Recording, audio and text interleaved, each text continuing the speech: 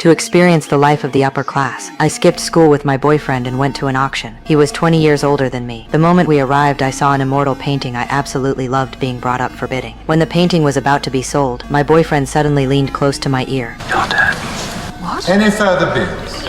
The auctioneer kept calling out numbers, the price climbing higher and higher, and with his constant encouragement, I finally bought that insanely expensive painting at a sky-high price. David led me into a whole new world, but just a few weeks earlier, I had still been a student with zero connection to high society. That day I was waiting for the bus in the rain, when a luxury car stopped right in front of me. At first I hesitated, not wanting to accept a ride from a stranger, but he said he was a music lover and was worried about my cello. He suggested putting my cello in the car while I walked on the sidewalk, and he'd drive alongside me, keeping me company on my way home. His humorous, charming conversation gradually made me lower my guard. As the rain got heavier, I decided to get into the car to stay dry. We talked effortlessly the whole way. A few days later, I ran into David again near my school. I happily went up to greet him and thanked him for his help. He took the chance to invite me to a concert on Saturday night, saying his friends would be there so it wouldn't be awkward. I accepted his invitation, but my father strongly objected. While we were arguing, someone knocked on the door. It was David. My father instantly became flustered and tongue-tied, and David's humor easily won over my mother. They eventually agreed. Hand in hand, we ran to the concert, where I also met his friends Danny and Helen. It was this couple that gave me the chance to feel the thrill of an auction. They suggested going on a weekend trip out of town, but my father would never allow me to spend a night away from home. They even joked that my father would lock me up and bet I wouldn't be able to come. But before the weekend even arrived, I received my report card. My grades had dropped dramatically. My father was furious. He believed that if I couldn't get into a prestigious university, all the money he spent on me would be wasted. He even thought that my future only required finding a wealthy man. That made me question the meaning of studying. If education was only to help me marry a rich man, then wasn't David the perfect choice? David easily eased the tension at home. He even lied that he had graduated from Oxford and invited me to visit his old professor with him that weekend. My parents heard it was a rare opportunity and immediately agreed. I was completely intoxicated by the luxurious life David exposed me to, until one day while we were dancing, David suddenly pulled me away nervously. He ran to the car and rummaged through the trunk, then suddenly looked up and asked if I would marry him. He said he thought he had brought the ring, but it was missing, though the proposal was real. The sudden proposal caught me totally off guard, so I didn't rush to answer. Instead, I went home to ask my parents for advice. My father's goal from the beginning was for me to marry a wealthy man, so of course he had no objection to David. Since studying had lost all meaning for me, I chose to drop out of school. The wedding day got closer and closer. That day we went to our engagement party. While we were waiting for the car to refuel, David walked into the convenience store, and that's when I accidentally saw a pile of unfamiliar letters. Letters containing information that made my blood boil.